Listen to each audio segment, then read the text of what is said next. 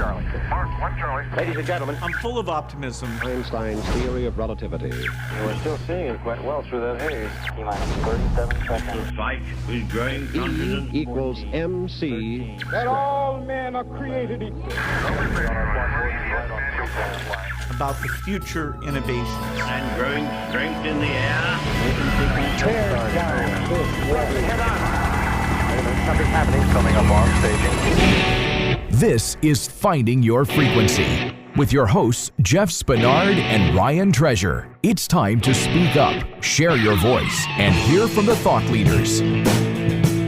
Ladies and gentlemen, welcome to another fantastic episode of Finding Your Frequency. I'm your host today. Want to welcome everybody to the show. We've had some fantastic episodes for 2020, as crazy as it's been, and we're going to continue on the roll with another fantastic guest today.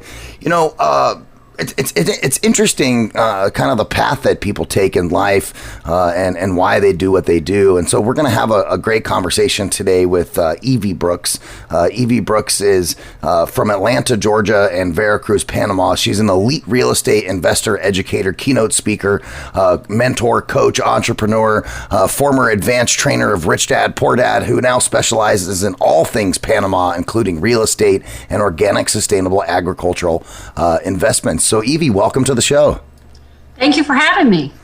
So I really love that you're working in the sustainable area and doing some different agricultural things. That's awesome. I want to definitely talk about a little bit of those things as we move through the interview today. But I want to kick it off with just finding a little bit more about Evie Brooks. Like, how did you find your frequency in life and in business, and why do you do what you do? You know, finding my frequency was a fluke. I was a criminal justice penology major going to law school, and I got pregnant my last semester of undergrad work and ended up in the real estate industry in Atlanta, Georgia by accident. And I stayed in corporate America there in asset management and property management for 4 years. I went out on my own as an investor because I realized I was sitting on the wrong side of the desk and working with contractors and realtors and investors and that type of thing. And so after 4 years, I went out on my own, and I have been doing it ever since. Are you having trouble finding hand sanitizer? Well, Spa Treat has you covered. There's no need to go searching high and low. Just visit spatreatofficial.com and place your order on their easy-to-use website. On schedule delivery. One of the great things about this product, Spa Treat Fulfillment Team is working around the clock to provide people hand sanitizer during this time of need and get your order to you as quickly as possible, even faster than Amazon. Spa Treat also has the lowest price of any of its competitors. Spa Treat has 62% alcohol content, and the FDA recommends between 60 to 80 for maximum protection. This one has 62 because it doesn't dry your hands out. I use this stuff every single day. It is fantastic. It's got certified organic extracts with the ingredients in that hand sanitizer that are the highest quality, and they're designed to leave your hands smelling and feeling fresh while protecting you at the same time. The best part, there's no tricky residue left over. None of that sticky stuff. 4 scents available: unscented, tea tree, lavender, and lemon. And best of all, this product right here is made in the good old United States of America. A lot of companies are having trouble dealing with the current demands, so Spa Treat has dedicated themselves to providing a much needed product in the time of crisis. Spa Treat has better prices, faster shipping, and a larger supply than any of their competition. There isn't even a close second. Visit spatreatofficial.com and enter promo code SPA SPA at checkout to receive 5% off your entire order. That's right. Not only are they offering the lowest price available, but they're also offering our listeners a discount. This promo code is exclusive to Voice America, and only our listeners get this discount. Spa Treat and Voice America came together on this sponsorship in order to provide Americans something they could really need right now: peace of mind. Visit spatreatofficial.com and order yours today. That's spatreatofficial.com, and make sure you use the promo code SPA at checkout to receive 5% off your entire order. Spatreatofficial.com. Get your awesome hand sanitizer. So what drove you to real estate? What kind of drove you to get into the industry in the first place? Well, at that time, because I was pregnant, I had a friend that worked for a company and said, hey, I can get you a job with this company, and you could, be here as long as you wanted to until you could go back to law school.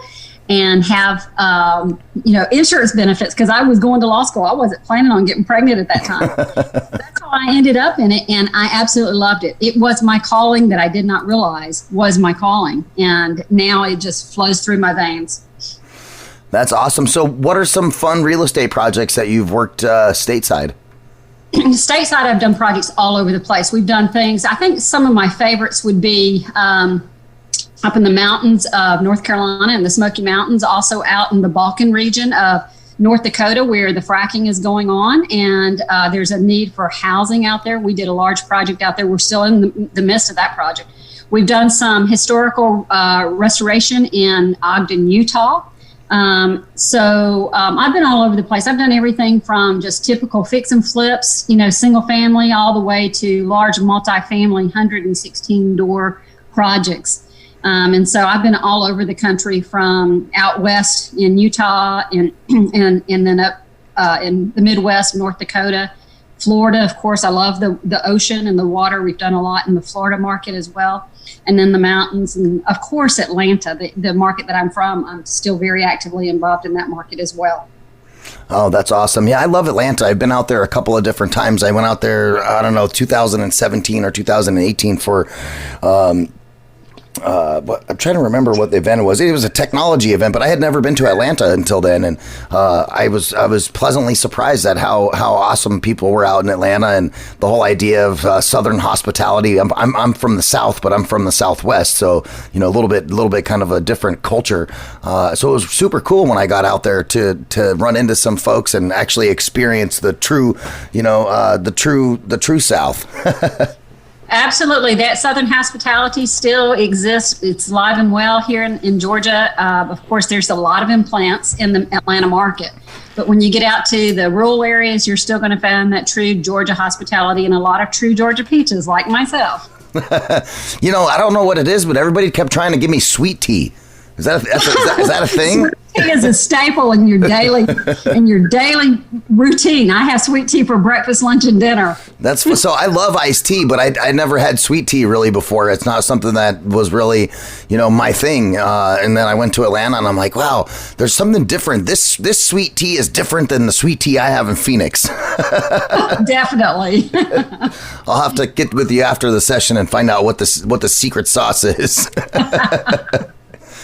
I can help you with that. That's awesome. So all the success that you've had in the U.S. and, your fix and flips and your big multifamily stuff, what made you decide that you wanted to, kind of move and work in the Panama space or in that particular region?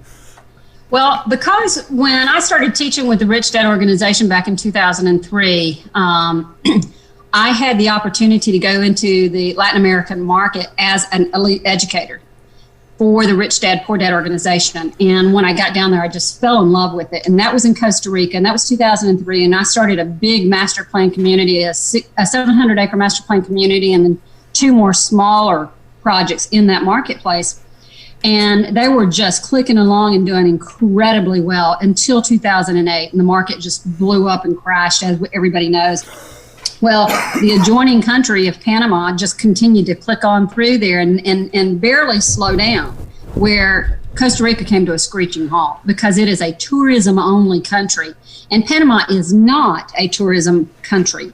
In fact, tourism falls in number 5 or number 6 in the top reasons that people choose to go to Panama, be it the Panama Canal, the new Cobre copper mines, the economy. The lowest the GDP got from that 2008 explosion was in 2009, and it dropped to 4%. And so from then until COVID started, it had been over 4%, 5% up to 9.6%. And so they're projecting also next year that the GDP is going to be back up to 4% after being closed down for the whole entire 6 months of 2020 in Panama. And I mean, totally closed down. They just opened back up last week for partial, capability, and they're phasing things in. So they took like a let's shut the whole country down approach to the COVID-19, which is a little bit different. They absolutely did. Totally. I mean, you could not leave your home except for 2 hours a day.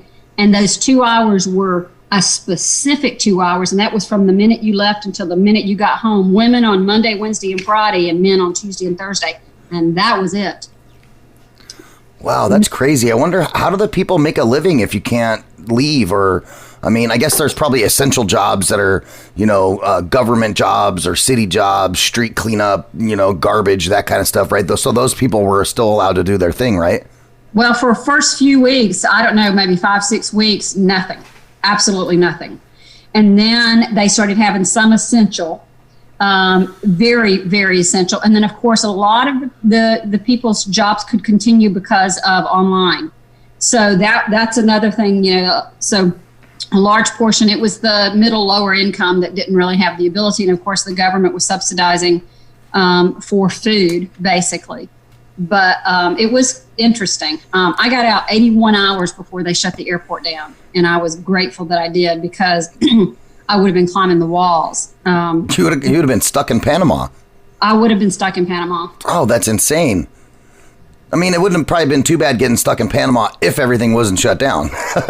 Well, it's wonderful. But I mean, you couldn't even, in your building, I live in a magnificent high-rise building right on the ocean. You couldn't go down to the beach. You couldn't go to the pool. You couldn't go to the gym. You couldn't leave your apartment unless you were leaving during your 2 hours that you were supposed to be going, to get groceries or whatever.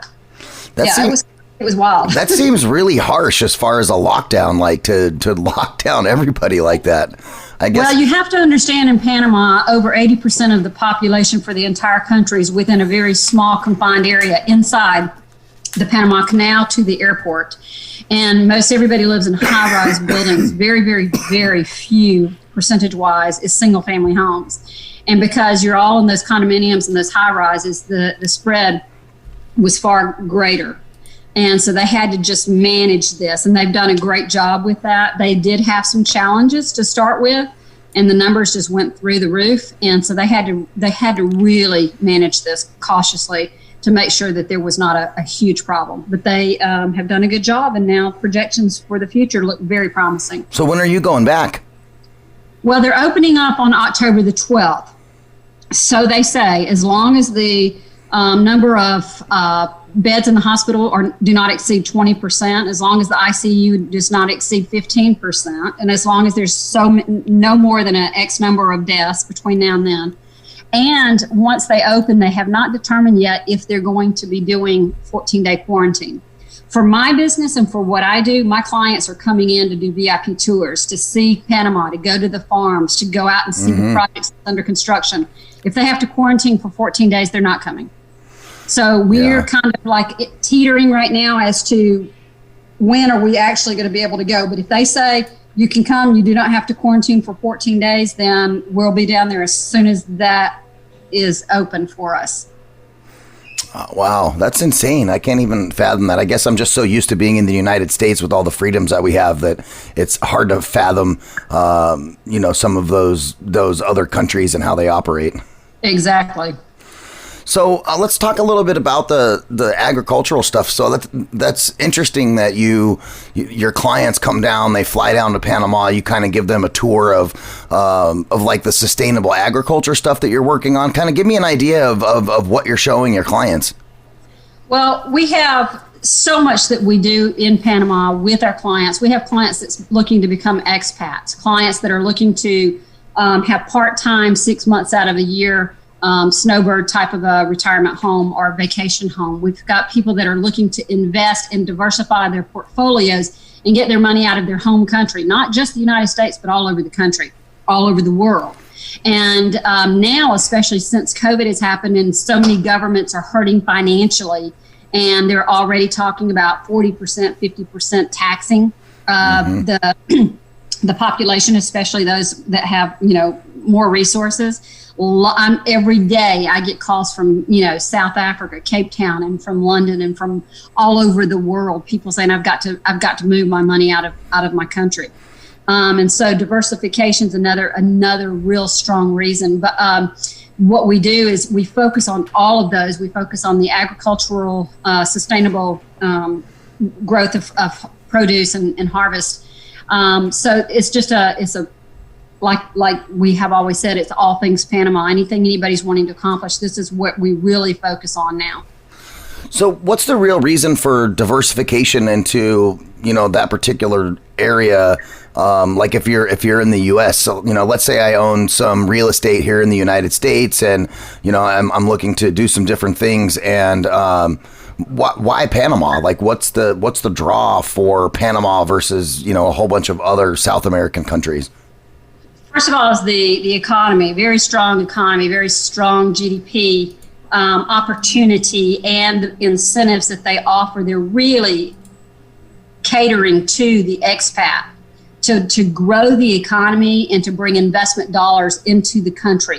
So there's all kinds of benefits, all the way from the multinational companies to bring their companies there, and the tax incentives and benefits that they get, the perks, to people that's just wanting to have a great location that's close to the United States. It's not on the other side of the world. It's easy to get to. It's 3.5 hours nonstop from Atlanta, Georgia, 4 hours from New York, 4.5 hours. It's inexpensive. You're not going to be paying, Manhattan or Los Angeles or Montreal or those types of Toronto. Yeah, Toronto, exactly. You're not going to be paying those types of costs for comparable type of housing, apartments, condominiums, oceanfront, that kind of thing. So there's a number of different reasons, but you pretty much can go there, have a very enjoyable lifestyle. It's a democracy, pretty much live and let live. And people just do their own thing, and they have a comfortable retirement for those that's looking for retirement, and people that's looking just to have an excursion or a new challenge as far as travel and stuff like that. So we have everything, all gamuts of walks of life. So I could go retire in Panama and get my beachfront property, so my wife is happy. Absolutely. So quickly, just so the listeners can kind of get an understanding, when you're talking about costs of living and such for, Panama versus, let's say Los Angeles or something like that. I live in Phoenix, right? So Arizona, Phoenix is not as big a market as Los Angeles, but we're getting there. We're we got 7 million people in Arizona now, which is crazy because a lot of people have been moving out of California to Arizona and to Texas. Exactly. And there's like a mass exodus of states like, towns like Chicago, New York, Los Angeles. It's been kind of crazy. And so as we see this mass exodus and people are going to, new places, what is the average cost of, like a place in Panama for someone who's looking for like a 2-bedroom? A nice 2-bedroom, 2.5 bath on the ocean, ocean access. Depending on if you're right near the city or if you're an hour and a half out of the city, it's going to vary. But you can get a nice 2-bedroom, 2-bath in the range of $350,000 up to about $700,000. And the variation is going to be how close, location, yep. How close to the city that you are, and the finishes. Like the building that I live in is very exclusive. It's in a gated community right on the ocean. The only property close to the city of Panama that has ocean access. It's the only one. And it's, all marble floors and just high-end finishes. So that building is going to be a little bit more expensive than one similar, an hour and a half away. Right. So it just depends on, the person and what they're looking for. And you're going to have the ability to pretty much pick the range that you want. You can have a nice 2-bedroom, 2-bath condo that's not oceanfront in the range of $250,000, but close to the ocean. Yeah, like walking distance, right? It'd be a nice walk. Oh, that's cool. I didn't realize that Panama had such a diverse economy and that's really cool to hear. So let's talk about some of the organic farms and some of the stuff that you do over there in Panama too. I'm really interested in that. Sustainability for food is an important thing for humanity as a whole. I mean, there's an ever increasing population, and the only way to feed that population is through, some type of sustainability in organic farming and, making sure that we're not polluting the earth as we're trying to feed everybody. So what are you kind of seeing in the sustainability for the food sector in Panama, and how does that compare to what's happening in the United States? That's a great point. You probably are aware that the United Nations is projecting that the global population is going to grow to 8.5 billion by 2030 and about 9.7 billion by 2050. That's a huge growth. That's from huge. where we are right now. Yeah. And because of that, the demand for food is becoming greater and greater. And of course, this clean, green, organic is becoming, the buzzword. It's more and more important to everybody. So that's why I think we've had such an incredible response to our program that we started in Panama years ago, because everybody wants to tap into this, but most people don't know how to farm. They don't have the ability financially to farm, but they can get into a program where they're just an investor. They're a solid investor. It's called a reverse co-op concept. And the land that the company that I represent purchased was land that has been used just to run cattle and goats and things like that on forever. And it was, immediately capable of getting the USDA certified stamp and able to start farming USDA certified organic right from the very get-go. And the company started purchasing the land up before it was even cool to do that, about 14, 15 years ago in Panama, where it was just inland that really nobody wanted. There was a lot of land outside of the Panama City, hour and a half, 2 hours, 3 hours out. And it was just being used for basically either sugarcane or rice or running cattle for the most part. And so they came in and started putting options on thousands of hectares and started buying up a little bit. But they saw that there was such a demand for what they were growing that they realized there was an opportunity to do a reverse co-op so that they could turn around and grow very, very rapidly. And it has just become a phenomenon with people all around the world that want to tap into both land. Arable land is becoming less and less available and more expensive, as well as the production of food, especially organic food. So you've got short-term, what we call rotational crops, and we've got perm crops, which are long-term crops. And your rotational crops are what we're doing in the greenhouses. So you've got two completely different strategies. The greenhouses have rotational crops that will produce 2.5 to 3.5 times harvest a year, where your perm crops are going to be trees that's going to produce for 50, 60 years. But once you select the type of crop that you want, well, that's what you've got. Is it going to be avocados? It's going to be mangoes. It's going to be limes, that type of thing. So once you have that crop, that's what you're going to have. Where if you're in the greenhouse, you have the ability to have a rotation of crops based on demand. There's pros and cons to both sides, and it would be, an individual decision for somebody to decide which one is right for their portfolio. Yeah, that's really cool. I'm really into sustainable food. I'm also a science nerd and an audio engineer by trade, so I love tinkering with stuff. And one of the coolest things I've built at home was, we had like a tank of fish, and then we had a tray that had styrofoam in it, right? And the plants floated on the top of the water. And the fish and the plants had this, this symbiotic relationship where you didn't have to really feed the plants. Particles and pieces would fall off. The fish would eat that. The fish would then go to the bathroom in the water and supply nutrients to those. And it was a way to create lettuce and other crops. Hydroponics. Yeah, correct. Yeah. And of course, you're able to use the same 100 gallons of water over and over and over and over and over again. Right. Aquaponics. Aquaponics, we do both. We do aquaponics Nice. and hydroponics as well. So In the greenhouses, right? Yes. Oh, that's awesome. Yeah, that was the hardest part about doing aquaponics outside is it's really hard to control. Control the environment, right? You have, I live in Phoenix. It's hot. Like it's 105 or 106 degrees today. You cannot grow hydroponics when it's 105 degrees. You're right. And You're absolutely right. Yeah. So that's cool that you guys are able to do that. How does the weather and the environment there bode well? Is it, you guys probably have high humidity. Do you have stretches of heat that you have to deal with for those greenhouses? And how do you guys manage that? Well, the greenhouses are self-sustainable because the heat in Panama is really consistent year-round. And pretty much you can put anything in the ground and it's going to grow in Panama.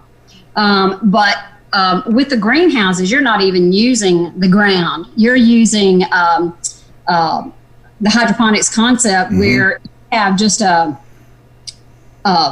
what we call a peat moss, and it's coconut peat that you use in like a plastic.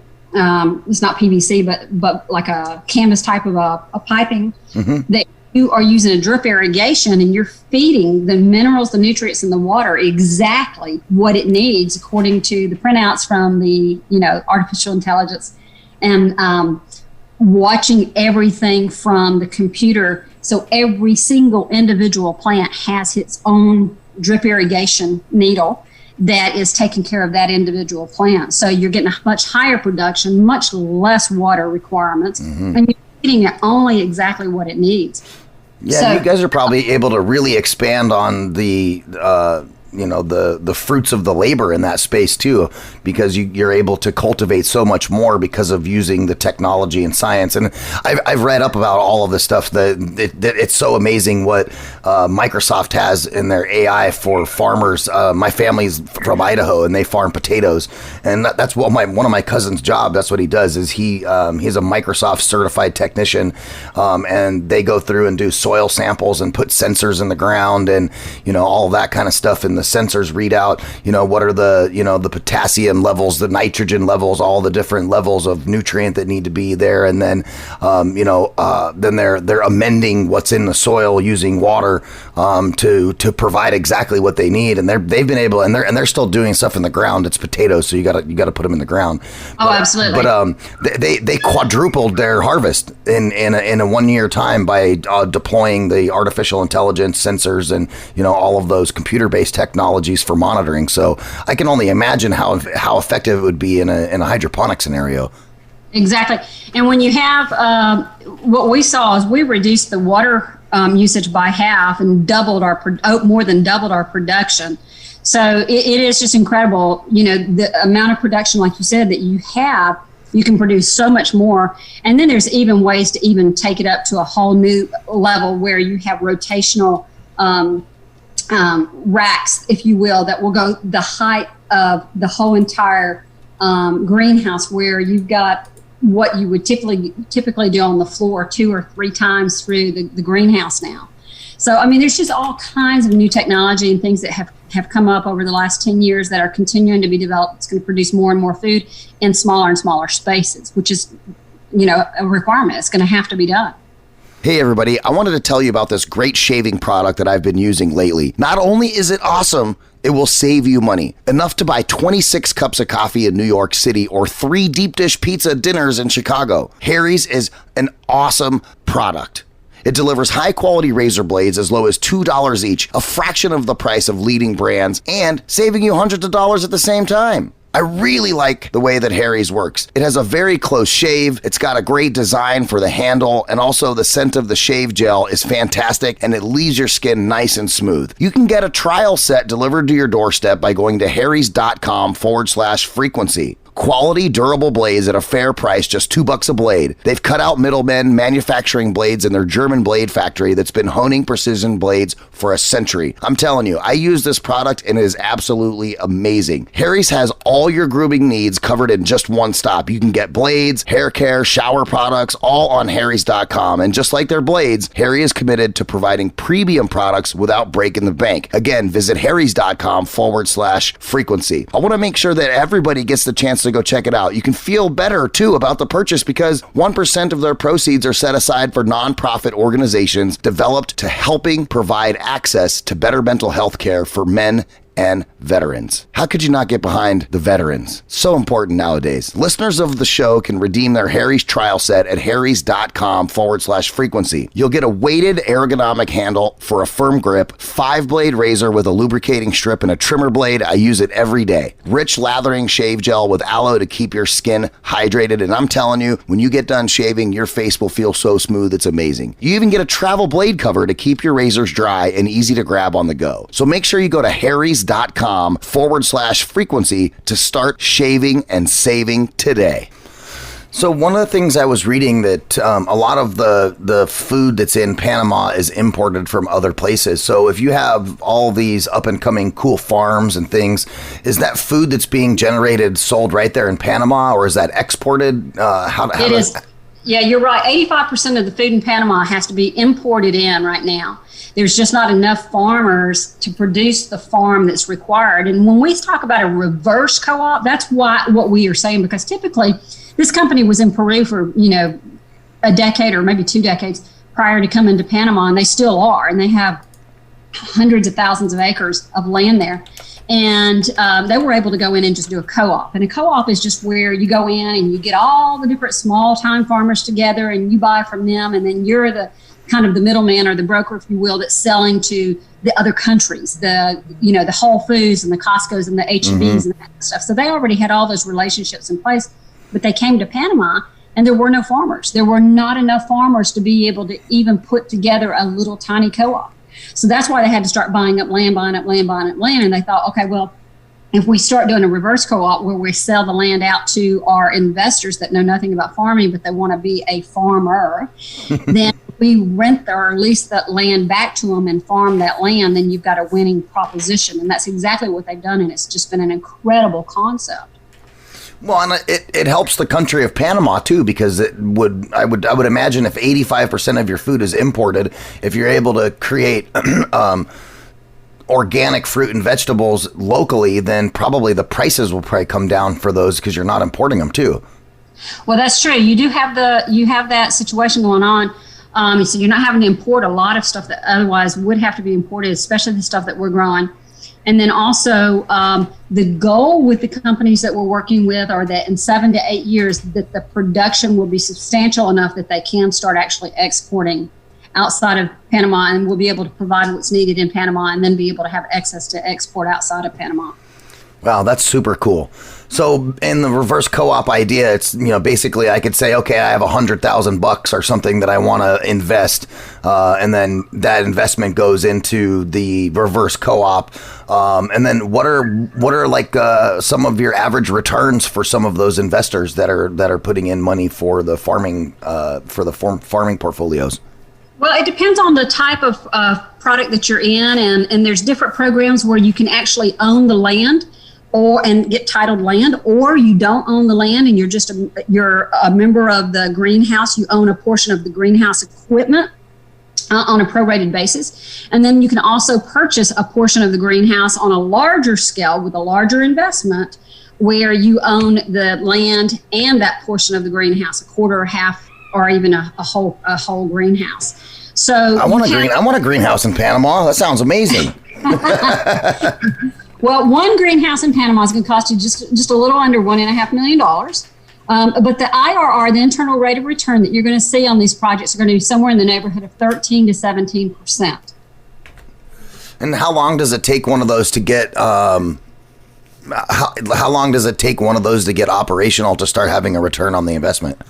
The greenhouse is 24 months, and the actual produce from the perm crops out in the open land where you're planting the trees, that's a 4-year turnaround until you start seeing actual revenue coming in, because you have to clear the land, put in the irrigation in the ground, plant the trees strong enough so that they start producing a harvest. So it takes 4 years for the trees. It takes 2 years to start, 24 months to start earning an income from the production of the rotational crops inside the greenhouse. And then is this where then I get to fly down as your client and you get to show me what my money's paid for? Absolutely. I get to take a vacation to Panama and go take a look at my greenhouse? Well, that's true, but I'm going to tell you something. Our tour is no vacation. We are nonstop. We start at 7 in the morning. We typically finish up at 9 or 10 o'clock at night. We run hard for 2 hard days, and then the third day is about a half day, and then you have the afternoon on your own. The day you fly in and the day you fly out, you can stay as long as you want. We do put you up in the building that I live at, and you have a little bit of time on day 3 and the day you arrive and the day that you leave, if you don't want to fly out early in the morning, to be able to do some touristy things, going to the Panama Canal or whatever it is that you want to do, go fishing, deep sea fishing or whatever. But for the 2.5 days that we are on the tour, we run as hard as we can. Now, we do eat great. We call it a foodie tour also because we go to some of the best cultural type of restaurants in Panama. We do show you some of the sites, but we're really focused on not just investments, but the economy, what's happening, working with the attorneys, understanding the visa process. We go down to the farm. That's a whole day trip in and of itself. It's just down to the farm because it's a 2-hour drive one way, assuming you have no hiccups or no traffic issues or anything. So it's a full day event. And we started the day with a breakfast. We get on the bus, we go down to the farm. We come back, we stop halfway, we have lunch, then we get back, and by the time we get back, it's 6 o'clock at night on the day that we go to the farm. That's pretty cool. Has anybody said like, hey, I want to actually do some farm work while I'm here at the farm. Put me to work for an hour. We have had people that have begged, but this is not a program structured so that you go out and hoe your own rows. That's so funny you said that. I was just hoeing rows at my mom's house last weekend. We're getting ready for the for the fall planting season. No, they have pretty much a very structured program, and they have the staff that handles everything, and they don't want anybody coming in messing it up. Oh, I bet. No, that's really cool. The whole idea of the reverse co-op is really cool. So what do you guys do, with some of the profits that you make? How are you giving back to charities or supporting the local economy in Panama? Well, now...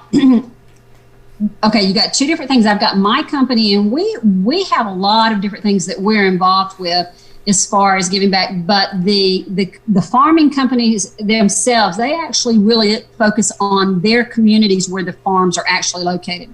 In the areas where our farms are, when we first purchased those projects and those properties out in there, they didn't even have electricity. So there were people that were living in little tiny, 200 square feet type cinder block type homes with outdoor plumbing and no electricity and that kind of thing. And we have hired practically every single family in the whole geographic location where all of our farms are. And so we've helped with the schools, we've helped with uniforms for the kids in the schools. We've really done a lot of giving back in those local communities. That is just something that this company is just really, really focused on. And at least one, if not two, or more people from every single family that lives within the general vicinity of where our farms are works at the farms. And we have hundreds of employees that work out at the farms. So that's awesome. One thing. And with my company, I'm working with people. Primarily, my market base is North America, but I do have people from around the world. But we focus on the charities such as American Red Cross, Wounded Warrior Project, St. Jude's Research Hospital, the Salvation Army. So we have several different ones that we focus on here with my company. Oh, and those are all great places to give back to for sure. Especially Wounded Warrior. That one hits home for me as a Navy veteran. And good stuff. That's awesome. So as you guys are looking for, future things that you're trying to do in Panama or other projects, are you just going to continue buying up more land and putting in more farms? Do you have other plans for the land there besides farming? Absolutely. Yeah. We absolutely do. Sustainable living. And Ryan, you're the very first person I've even mentioned this to. It's something that we've been working on for over, I guess, almost 2 years now. And it's coming to fruition, and we're actually going to be launching this in January, where on the farms, you're going to have access to the food from the farms, you're going to have sustainable living on the farms, and even some potentially off the grid type homes that people are looking for. This is a big thing now. It's a trend that's happening all around the world where people are wanting these bunkers to be able to get away from.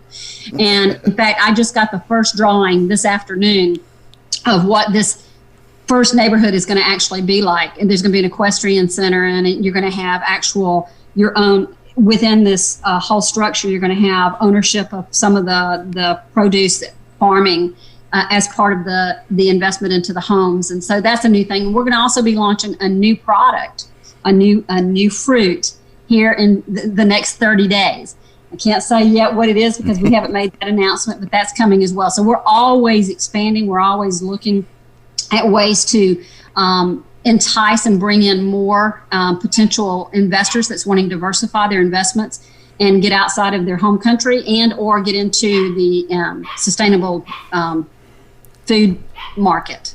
You guys have to check out this new service that I'm playing around with called Issue. It is totally amazing. You live to create, but you don't live to worry over the last nitpicky details involved in putting final touches on contact. You got to do what you do best and let Issue handle the rest. If you're a creative, you know the drill. You're finally done editing. It's perfect. Now you just need format and reformat for every single platform. With Issue, make it once, and it's ready to post everywhere. Seriously, Issue is the all-in-one platform to create and distribute beautiful digital publications, from brochures to magazines and sales collateral. It's perfect for creators, marketers, designers, educators, publishers, salespeople, or just anyone that wants to make eye-catching content that can be distributed on multiple platforms. Issue makes it really simple. Just upload the PDFs and files, and Issue transforms them using your vision and customizable templates to create the content you want. With Issue, you just create it one time and distribute it everywhere. Everything is optimized to post on your website,